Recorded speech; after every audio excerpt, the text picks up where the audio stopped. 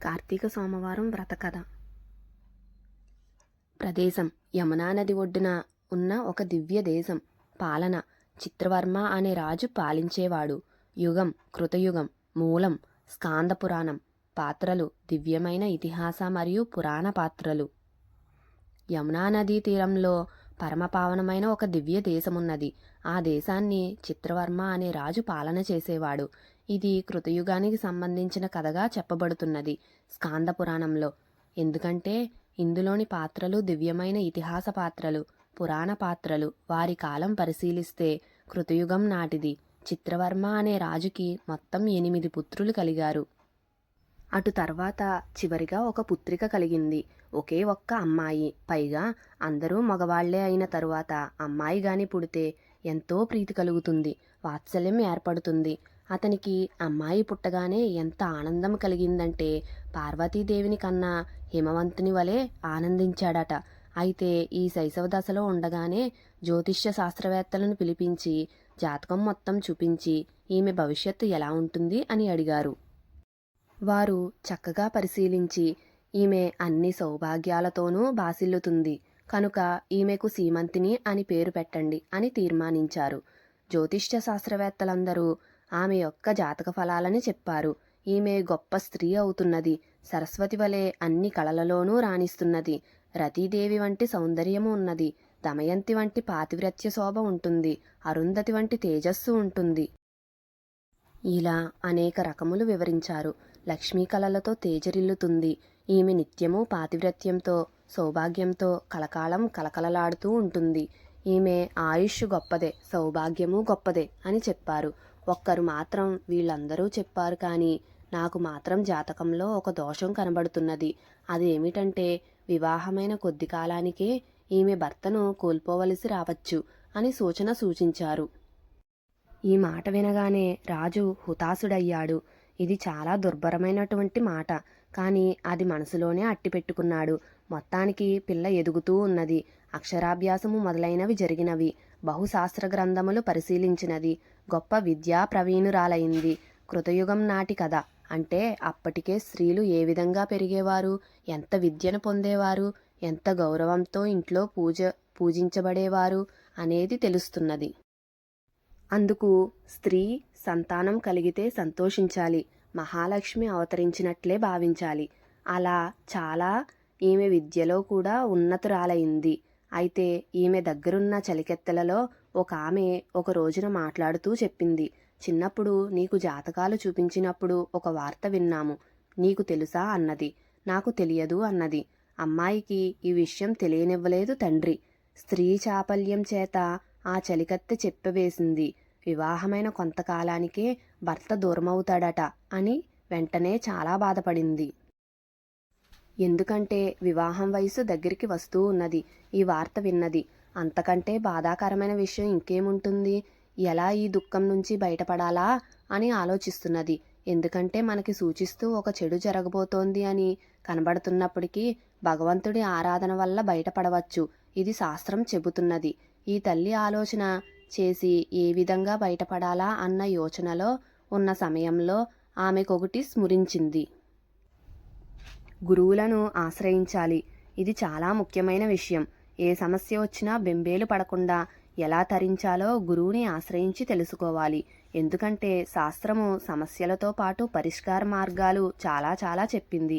ఆమె వాళ్ళ యొక్క గురువైనటువంటి యాజ్ఞవల్క్య మహాముని భార్యను ఆశ్రయించింది. ఎందుకంటే ముత్తైదువుగా దీర్ఘసుమంగలిగా ఉండాలి అనే ఉద్దేశంతో ఉన్నది కనుక దీర్ఘసుమంగలిగా ఉన్నటువంటి ఋషి పత్నిని ఆశ్రయించింది.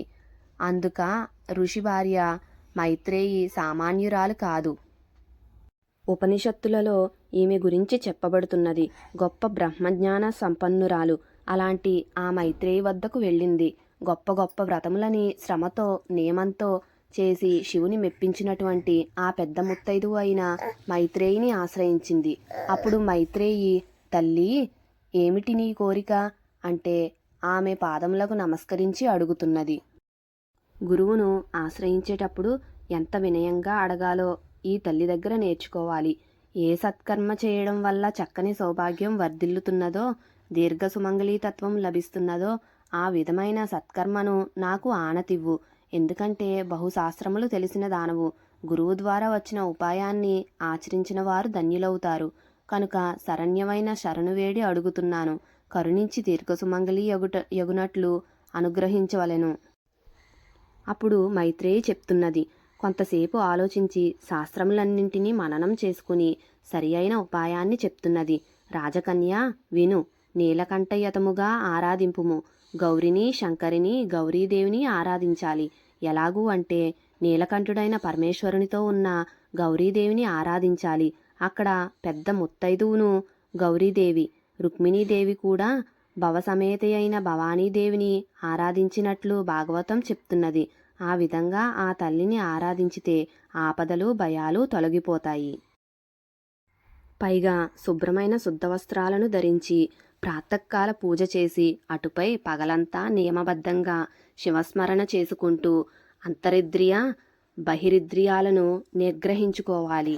వాక్కుని నిగ్రహించుకోవాలి. కోపం పనికిరాదు. అనవసరపు మాటలు కూడదు. నిందావాక్యములు కూడదు. ఇవన్నీ కూడా నియములు. శివ సంబంధమైన శాస్త్రములు ఏమి చెప్పాయో తెలుసుకొని కపటము లేని హృదయంతో ఆరాధన చేయాలి. ఈ ఆరాధన చేసినప్పుడు శివాష్టోత్తర శతనామములు చేయాలి. గౌరీ అష్టోత్తర శతనామం కూడా చేయాలి. ఉభయులను కలిసి ఆరాధన చేయాలి. పూజానంతరమున పవిత్ర జీవనం గడిపేవారికి భోజనం పెట్టి ముత్తైదువులకు పసుపు కుంకుమలు అందించి వస్త్రములిచ్చి ఆరాధించాలి. ఇలా చేస్తే అవి చేసేటప్పుడు ఏవైనా ఆపదలు రావచ్చు, ఏవైనా సమస్యలు రావచ్చు. అయినప్పటికీ చలించరాదు సుమా. ప్రారబ్ధం తప్పించుకోవాలని చేసే వ్రతములలో పరీక్షలు ఎక్కువ ఉంటాయి. వాటిని తట్టుకోవాలి. పట్టుదలతో ఆచరిస్తే శుభం కలుగుతుంది. ఇలా చేసినటువంటి వారికి భవానీ శంకరుల ప్రసాదం వల్ల ఆపదలనే సముద్రాన్ని సులభంగా దాటిపోతావు. ఇష్టం కానిదనేది ఏదీ జరగదు. ఇది శివపూజ మహిమ సుమా.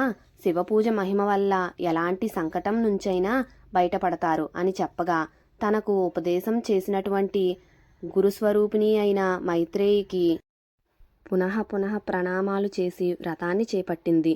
అప్పటికీ వివాహం కూడా నిశ్చయం కాలేదు. కన్యగా ఉన్నప్పుడే గురువుల ద్వారా గ్రహించి వ్రతాచరణ చేయడం మొదలుపెట్టింది.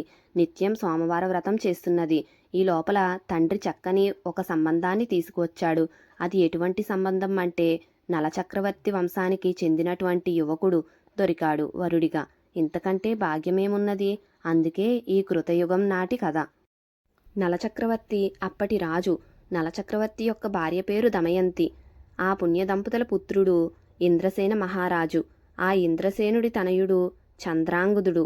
ఈ చంద్రాంగదుడే ఇప్పుడు వరునిగా వచ్చినటువంటి వాడు. అంటే నలచక్రవర్తికి మనవడు, ఇంద్రసేనుడికి పుత్రుడు ఈ చంద్రాంగదుడు. పైగా అద్భుతమైన సౌందర్యం కలిగినటువంటి వాడు. ఆ సంబంధం వచ్చింది. నిశ్చయమైనది. వివాహం జరిగింది. వివాహం జరిగిన కొద్ది రోజులకే యమునలో విహరించాలని కోరిక పుట్టిందట. దానికి తగ్గ ఏర్పాటు చేశారు మామగారు.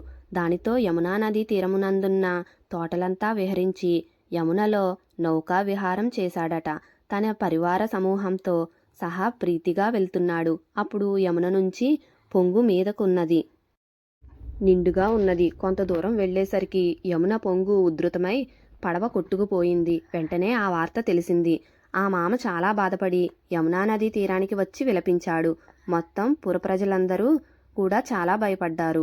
అందరి మృతదేహాలు వచ్చాయి. కానీ ఈ చంద్రాంగదుని మృతదేహం మాత్రం రాలేదు. అంటే మృతదేహం కూడా దొరకనంతగా కొట్టుకుపోయాడు అని భావించారు వీళ్ళందరూ. దుఃఖితులయ్యారు. కూతురికి ఎలా చెప్పాలా అని చూస్తున్నారు. మృతదేహమా కనిపించలేదు. కానీ మరణించాడు అనడానికి సంపూర్ణమైన ఆధారాలు కనబడుతున్నాయి. ఈ మాట చెప్పలేక చెప్పినప్పటికీ గురువాక్యముల యందు విశ్వాసం చేత, భగవంతుని యందు శ్రద్ధ చేత ఇది ఒక కష్టము, కష్టం వచ్చినప్పుడు కూడా చలించకూడదు అని చెప్పినది గనుక గురువాక్యాన్ని ఆధారం చేసుకుని శివారాధన కొనసాగిస్తున్నది. ఈ వార్త తెలిసిన ఇంద్రసేన మహారాజు చాలా దుఃఖితుడయ్యాడు. అతని బాధ చెప్పలేనంత. ఎందుకంటే కన్నతండ్రి కదా. ఆ బాధతో అతడు రాచకార్యములను కూడా విస్మరించిన దశను గమనించి దయాదులు అతనిని బంధించి చెరసాలలో పెట్టి రాజ్యాన్ని కైవసం చేసుకున్నారు. ఈమె మాత్రం చెక్కు చెదరకుండా శివారాధన చేస్తున్నది. అలా 3 ఏళ్లు గడిచాయి. యమునా నదిలో మునిగిపోయిన చంద్రాంగదుడు చిత్రంగా ఆ నది యొక్క లోతులోకి వెళ్ళిపోతుండగా కొందరు నాగకన్యలు అక్కడికి వచ్చారు. ఆ దివ్యమైన యమునా నది లోపల భాగాలలో మునిగిపోతుంటే చూసి పట్టుకున్నారట. వాళ్ళు ఇతడి తేజస్సు చూసి మనస్సుకేమనిపించిందో కానీ క్షేమంగా నాగలోకానికి తీసుకెళ్లి ఉచితమైన ఉపచారములు చేసి విశ్రాంతినివ్వగా అక్కడికి నాగరాజ్యాన్ని పాలించే దివ్య సార్వభౌములతో ఒకడైన తక్షకుడు వచ్చాడట. అతడు వచ్చి ఇతని చరిత్ర అంతా తెలుసుకొని అతిథిగా వచ్చిన ఈయనని అన్ని విధములైన సౌకర్యములు ఆతిథ్యములు సమర్పణ చేసి అటు తర్వాత కూర్చుని కబుర్లాడుతూ, నువ్వు ఈ విధంగా క్షేమంగా ఇక్కడికి రావడం ఉన్నదే, అది నీ యొక్క సౌభాగ్యం, అందులో సందేహం లేదు. నువ్వు ఇలా బయటపడ్డావు అంటే నీకు దైవానుగ్రహం ఉన్నది. నువ్వు ఏ దైవాన్ని ఆరాధిస్తావు అది చెప్పు అని అడిగాడట. అప్పుడు ఒక్కసారి తన ఇష్టదైవాన్ని తలుచుకుని చంద్రాంగదుడు చెప్తున్నాడు. సర్వ ప్రపంచానికి దేవతలకు కూడా ఎవరైతే దేవుడో, ఎవడు ఈశ్వరుడో, ఆ విశ్వేశ్వరుడు, ఆ సర్వేశ్వరుడు, ఆ సాంబ సదాశివుడు నాకు ఇష్టదైవము. ఏ దేవుడితో దేవతలతో మహాదేవుడు అని అంటారో మహాదేవ శబ్దమే చెప్తున్నది. ఆయన సర్వదేవతా శ్రేష్ఠుడు అని అట్టి ఉమాపతిని ఇష్టదైవంగా కొలుచుకుంటున్నాను అన్నాడు చంద్రాంగదుడు. అది విన్న తక్షకుడు సంతోషించి, శివభక్తులను పూజించడం శివుడిని పూజించడమే. అందుకు నీకు తృప్తి కలిగేలా నీకు అన్ని ఆతిథ్యములు అందించి ఇక్కడే నిన్ను ఉండమని కోరుకుంటున్నాం అంటే అప్పుడు చంద్రాంగదుడు చెప్తున్నాడు, ఎన్ని ఉన్నప్పటికీ నాకిది విదేశమే, నా దేశానికి వెళ్ళే ఏర్పాటు చేయమని ప్రార్థించాడు. అప్పుడు తక్షకుడు అన్ని ఏర్పాట్లు చేశాడు. అంతేకాదు దివ్యమైన తన యొక్క పరివారాన్ని ఇచ్చి పంపించాడట. ఒక గుర్రాన్ని ఇచ్చాడట. ఆ గుర్రం కానీ ఎక్కితే ఎక్కడికి అనుకుంటే అక్కడికి వెళ్ళగలరు. అలాంటి ఆ తురగాన్ని, కామయానమైన తురగాన్ని ఇచ్చాడు. స్వీకరించి తన దేశానికి తిరిగి క్షేమంగా చేరుకున్నాడు. తిరిగి వచ్చిన భర్తను చూసి ఆనందించింది.